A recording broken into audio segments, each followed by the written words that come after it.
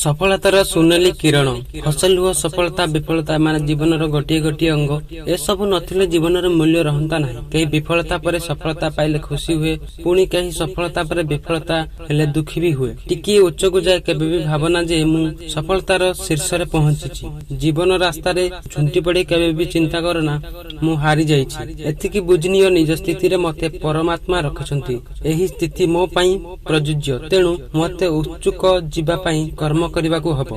ए नै कहानी टीए जने संथ आश्रम छाड़ी दीर्घ दिन बाहर को बाहरिले। शिष्य को पणस मंजी टीए देई कहिले मु फेरिला बेलकू पणस बगीचा टीए करिथिबु। शिष्यटी चिंतारे पड़ी गला। गोटाए मंजी पुणी पणस बगीचा, गोटाए मंजी तो गोटाए गछ, आउ गछरे कोन बगीचा हुए। तथापि गुरुଙ୍କ कथारे विश्वास रखी मंजी को पतिला, बहु यत्न कला। किछि वर्ष परे गछ बढ़ी गला, पणस फळिला। केतोटी पणस को मंजी पई बाहरिला, सेही मंजीर पुणी गछ कला। हठात रात्रि रे गोटाए झड़ आसिला, बड़ गछ सहित समस्त चारा भी नष्ट हो गला।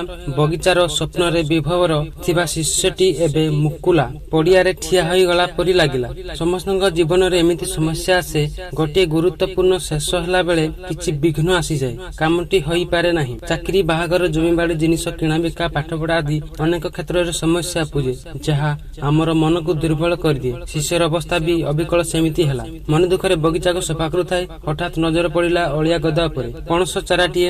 आनंद रे ताहाकू संग्रह कला।